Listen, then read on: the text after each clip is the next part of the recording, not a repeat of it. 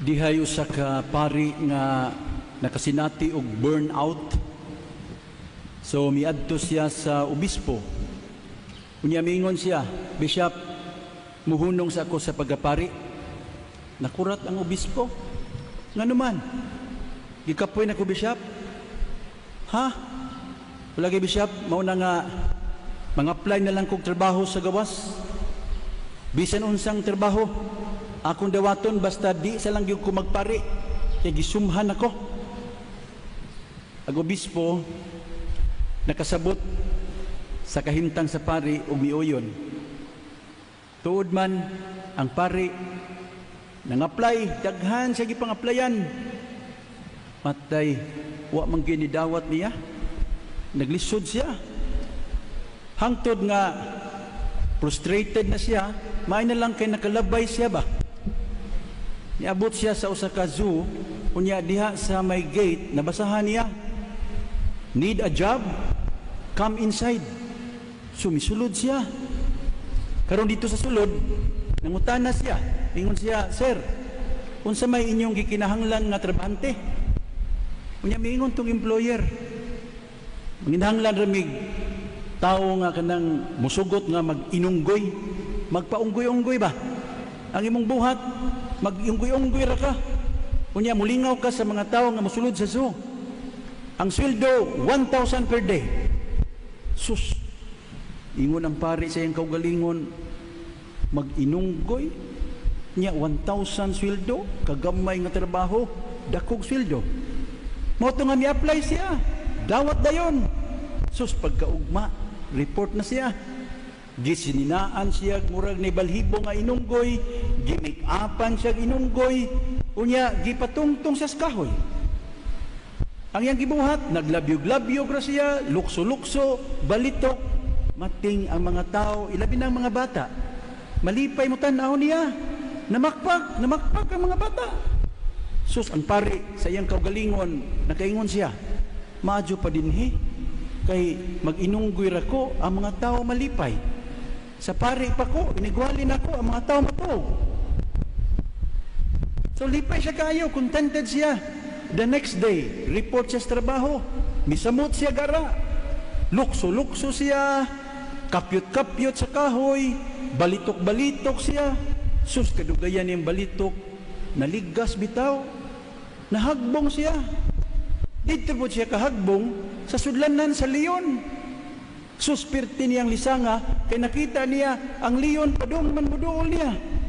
Singgit siya, "Tabang, tabang!" Sus, gilabnot siya sa leon. Oy, gingan siya, "Hilong diha, kay parisag ko."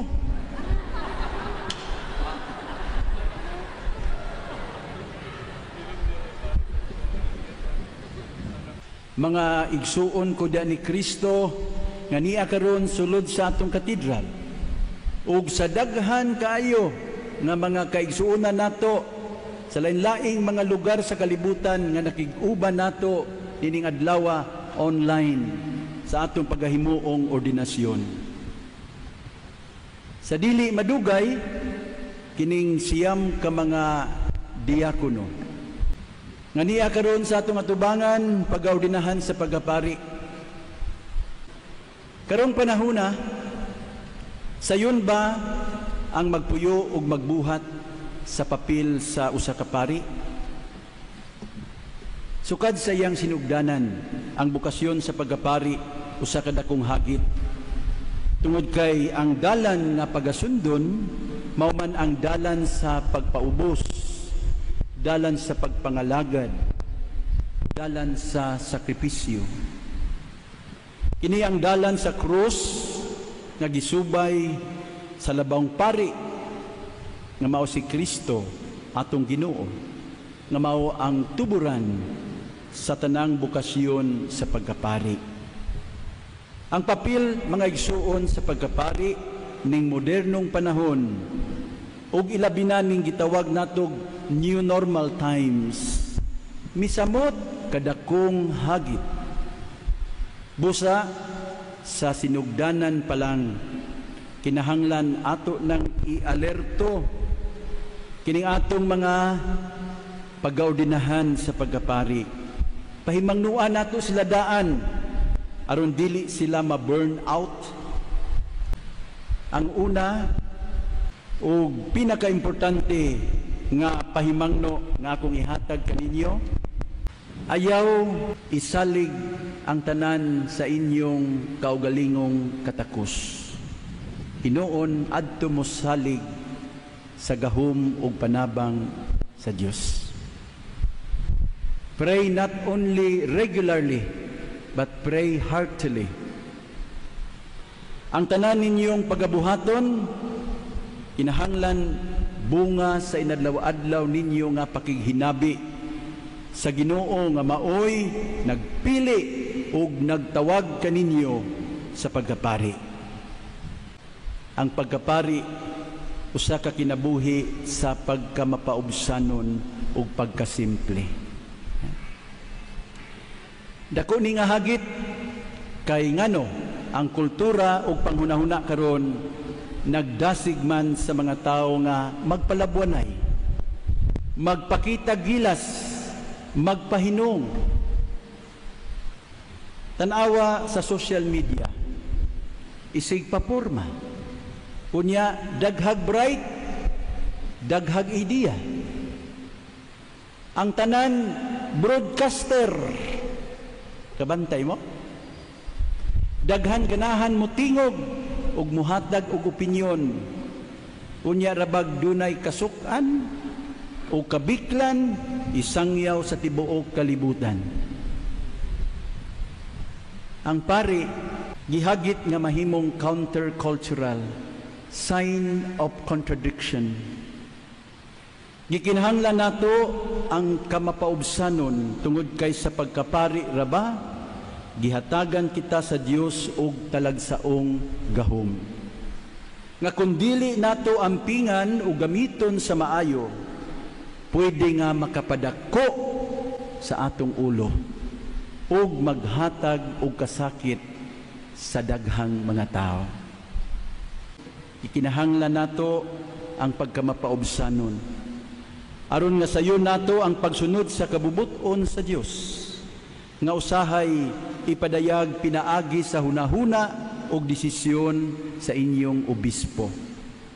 Kinahanglan ang kamapaubsanon aron nga makamauta nga maminaw sa tingog o opinyon sa atong mga kaigsuunang kaparian ug sa katawhan nga atong gialagaran.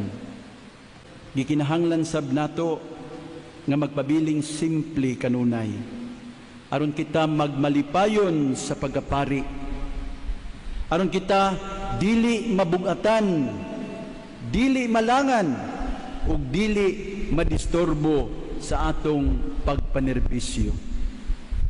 Kinahanglan nato ang kasimple aron nga dili ta mag-apas og kwarta o maghunahuna og panapi diha sa pagkapari. Gikinahanglan nato ang kasimple aron nga ang mga kabus ug mga ordinaryong tao dili maikog o mataha nga moduol nato. Foxes have holes and birds of the air have nests, but the Son of Man has nowhere to lay his head. Si Jesus wala mo angkon og kalibutanong bahandi para sa iyang kaugalingon. Nakabantay mo, ana? Never. Ug tungod niini, siya nagpabiling gawas nun para sa buhat sa pagpangalagad. Kiniusab ang iyang gidasig sa iyang mga tinun-an, do not acquire gold or silver or copper for your money belts, or a bag for your journey, or even 2 coats or sandals or a staff, for the worker is worthy of his support. Sa pagsangyaw, ang mga tinun-an dili angay mabalaka, nganuman kay ang Dios mag-atiman kanila, ug adunay mga tao nga dasigon sa Ginoo sa pagsuporta nila. That is our experience. Though he was in the form of God, he did not deem equality with God as something to be grasped at. Rather, he emptied himself and took the form of a slave, being born in the likeness of men. He humbled himself and became obedient unto death, even death on a cross. Kini usab ang iyang gidasig nato, ang magpataas ipaubos o ang magpaubos ipataas. Si kinsa ninyo nga gusto mahimong dako sa gingharian sa langit, kinahanglan magpaubos og mga lagad sa tanan. Ang pagkapari ni Kristo usa ka kinabuhi sa pagpangalagad. Ning modernong panahon, dili sab ni sayon buhaton. Adunay kusog nga tendency ang mga tawo karon nga mosulod sa kaugalingon ug dili magunahuna sa uban. Kanunay ta makakita og mga tawo nga bisan nagtapok wala magistoryahanay. Nga bisan naa sa sulod sa usa ka balay o kaha usa ka kwarto o usa ka opisina, walay pake sa usag-usa. Unya kini nga tendency misamot kadako tungod sa COVID-19 kay gipugnan naman sabta sa pagawas daghang quarantines o gidasig ta sa pagdistansya sa usag-usa. Kaniadto ang dili mulihok tapulan, karon ang magpuyo buutan. Ang pangutan na karon sa pagpuyo unsa may atong gibuhat. Kung dili ta magbantay kining new normal makatapulan sa tao, makadasig og kanya-kanya individualism ug makawala sa gugma sa pagpangalagad. Ang mga pari kinahanglan nga magpabiling men of action ug men for others. Bisan ning panahon sa COVID ug sa new normal, mas maayo gani nga moingon ta ilabi na ning panahon sa krisis kanus-a ang katawhan sa Dios anaa sa kalisod ug kasub-anan. Imbis nga magpuyo ta sa kumbento ug dili na molihok, imbis nga magyampungad ta sa atong kwarto ug magsigig internet, kinahanglan kitang mga pari magunahuna unsaon pagpaabot sa mga tao ang atong serbisyo. Dako natong kalipay mga igsuon nga sa kasagsagan sa COVID-19 ang mga kaparian sa atong diocese naningkamot sa pagpaabot sa mga santos nga misa ug nagsangyaw online. Naningkamot in taon bisan daghan dili pa kamao, naningkamot lang gyud sa pagdala sa mensahe sa Dios ngadto sa mga tao. Nalipay sad ta daghang mga kaparian nagdala sa liturhikanhong mga kalihukan ngadto sa kadalanan pinaagi sa paghimog mga prosesyon. Nalipay sad ta nga adunay mga kaparian nga nanggawa sa kumbento aron pagsusi kinsa sa mga parokyanos ang nanginahanglan og dakong tabang, ug ang uban nangunay jud pagdalag abag ngadto sa naglisod nga nato nga mga kaigsuonan. Mga igsuon ug mga kaparian, ang pagpangalagad usa ka essential part sa pagkapari. A priest who does not serve is an anomaly in the Christian community. For even the Son of Man did not come to be served, but to serve, and to give his life as a ransom for many. Sa kasing-kasing ni Jesus, anaa ang dakong gugma sa pagpangalagad. Ang iyang kalipay mao ang pagpangalagad ug pagluwas sa katawhan. Unya kita iyang gidasig, love one another as I have loved you. If I, your Lord and Master, have washed your feet, you also ought to wash one another's feet. Kung ang mga pari mao'y una nga musunod sa gipabuhat ni Kristo, mahimong tinuod ang giingon ni St. John Mary Vianney, patron of priest. The priesthood is the love of the heart of Jesus. Sa katapusan, ang pagkapari usa ka kinabuhi sa pagsakripisyo. Ning modernong panahon, ang pagsakripisyo murag giisip nga tinunto. Ang kadaghanan gusto magpakasayon, dili na kamao maghago sa kaugalingon. Gusto instant, gusto convenient. Mao nga daghang tao karon walay pailog, walay pasensya. Kung mag-away ang magtiayon, bulag dayon. Kung anak magpabadlong, mahimura nga di nailhon. Kung magkabikil ang managhigala, magkalimtanay na lang dayon. Walay pasensya. Dili gusto maghago, dili gusto magsakripisyo. Ang pari, kinahanglan makamao magsakripisyo para sa mga tao, para sa mga karnero sa Diyos. Ang mga tao sama sa mga karnero, maglisod pagpanalipod sa ilang kaugalingon batok sa dautan. Dali may salaag, ug usahay gani dili makasabot. Mao nga nanginahanglan silag makugihong magbalantay nga manalipod ug mugiya kanila.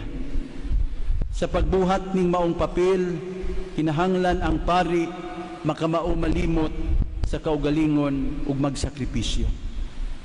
Sacrifice is essential in loving and in serving. A priest who thinks of a comfortable life, who prefers convenience, cannot love and serve. Matud pa ni Jesus, if anyone wants to come after me, he must deny himself, take up his cross, and follow me. Mga igsuon ko mga kaparian, kanabitang mag-abag jamming ta, perform ta tubangan sa kamera, niya ang atong mga audience, ang atong mga igsuon na nanaw online, lipay kay sila nato. Niabi ninyo, bisan pag bikil ang atong pagsayaw, mamakpak sila, lipay sila. Bisan pag muyabag gamay si Padre Ado, lipay ang mga tao. Di sila manaway. Ingon ana ang pagtahod o pagpangga sa katawhan nato. I hope that inspires you. Kung gipangga mo sa katawhan, how much more the one who called you